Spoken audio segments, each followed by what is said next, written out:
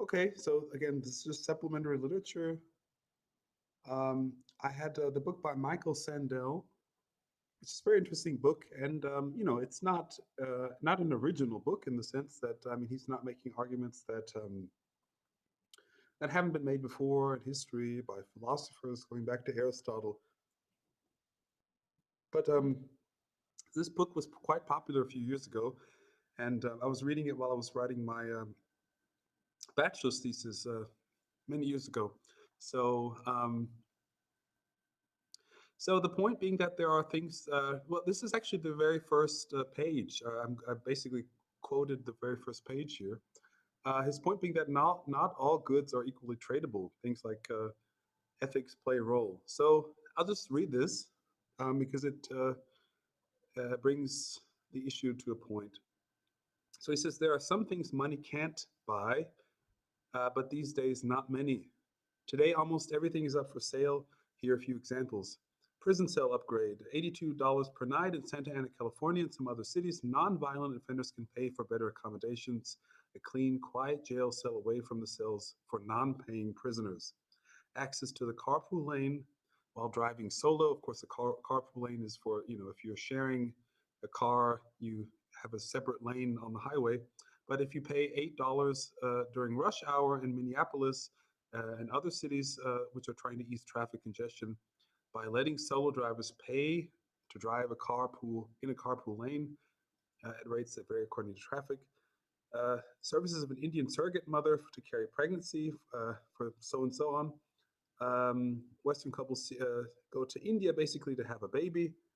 The right to immigrate to the United States, $500,000. Um, the right to shoot an endangered black rhino. The cell phone number of your doctor. The right to emit a metric ton of carbon into the atmosphere, 13 euros. Admissions of your child to a prestigious university. Again, we've heard about stories where people bribe the university administration to have children admitted to university. So, and then he says, not everyone can afford to buy these things, but today there are lots of new ways to make money. You need to earn some extra cash, some novel possibilities. Rent out space in your forehead to display commercial advertisement. So here in Air New Zealand hired 30 people to shave their heads and wear temporary tattoos with the slogan, need a change, head down to New Zealand. Serve as a human guinea pig in a drug safety trial for a pharmaceutical company. Fight in Somalia or Afghanistan for a private military company. Stand in line overnight on Capitol Hill to hold a place for a lobbyist who wants to attend a congressional hearing. If you're a second grader in an underachieving Dallas school, read a book to get $2. If you're obese, lose 14 pounds. Buy a life insurance policy of an ailing or elderly person. Pay the premium while the person is alive and then collect the death benefit when he or she dies. So obviously he's asking questions in this book as to what the limits of markets are. That's all I'll say from that. But moving on to Brennan and Petit's book. Jeffrey Brennan, of course, is an economist, and Philip Petit is a philosopher. I think they both live in Australia. So they wrote this book called The Economy of Esteem. Esteem, of course, is kudos or social attitudes towards others. How do we judge others? This is a good person. It's an honorable person, a bad person, and so on. As they say, esteem is an attitudinal good, goods that come into being by virtue of what people think and feel about the person, excuse me, esteemed. That is by virtue of their attitudes rather than their actions. So you have to recall Smith's category of sympathy. So again, sympathy is an attitudinal good, and not one that results from revealed preferences or some kind of consumption behavior. So it also is, in addition to being an attitudinal good, it is also an evaluative good, or it has evaluative components that is judging or ranking things. They also talk about the hedonistic paradox that esteem, it cannot be received for its own sake. So like the idea of plaisir pour la plaisir, you cannot go buy esteem. I can't say, please respect me more. It doesn't work. So that means that there's always a virtual demand. So for instance, they use the example of If you would like to have more friends, you try to play basketball and you find that you're not very good at basketball, so maybe you try chess, maybe you're better at that. So then that's, so to speak, on the demand side. On the supply side, of course, you can always critique these categories. I'm just presenting these ideas because, people writing books, they talk about esteem services, things like attention, testimony, and association. So people with high esteem, being speaking with someone with high esteem or being associated with them carries its own esteem. So I can say, well, I have a friend who's very famous, or today, maybe you talk about who's very rich, and that already is a something to be esteemed. And just being associated with this person already achieves some level of esteem. They also speak about the intangible hand, which is different, of course, than the invisible hand, saying that basically, if this outline of economy of esteem exists, then people's natural desire for esteem will lead them to behave in ways that are conducive to impressing the suppliers of esteem. That can be universities that give honorary doctorates, or clubs that give some kind of prize, in ways that cause desirable outcomes for all individuals involved. Of course, if you have any questions, always interrupt me. Otherwise, I move on. This is something completely different. Mahoney and Gertz are two individuals who have written on research methods. So maybe some of you will be interested in going into an academic career, and so you'll have this confrontation with this with these two cultures. And they wrote this actually quite funny essay. It's not. It's actually quite dry, but the subject matter is addressed in a very novel way, basically looking at quantitative and qualitative perspectives in science as two cultures. So it's a tale of two cultures, and they say that quantitative methods are different in quite many different ways from qualitative methods in their approaches to explanation, their concepts of causation, and so on, in many different ways. So again, this is the supplementary literature. It's not absolutely related to the topic of cooperation, but in terms of studying uh, various issues in the social sciences, again, you'll be confronted with methods, and those methods matter in terms of what you actually find. So it's very interesting to see, for instance, just we don't have to read each of these, but look at the approaches to explanation, the qualitative uh, paradigm, I guess you would say, or culture sees things.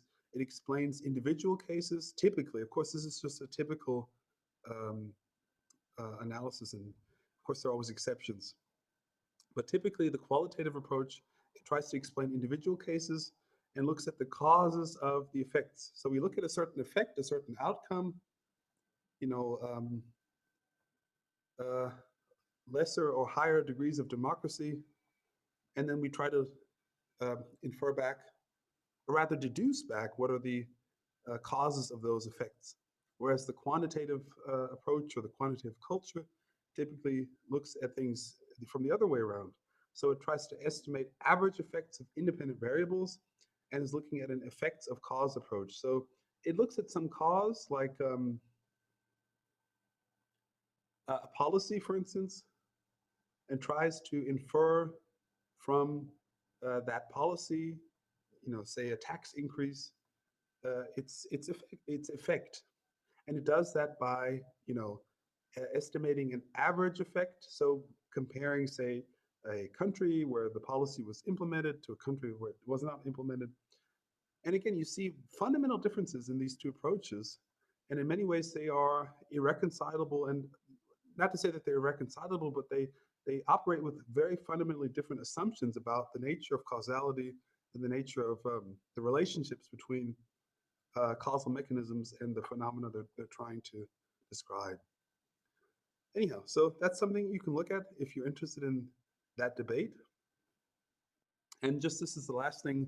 I just added this a moment ago because I thought this might interest some people here as well. And this is the issue of cooperation in science.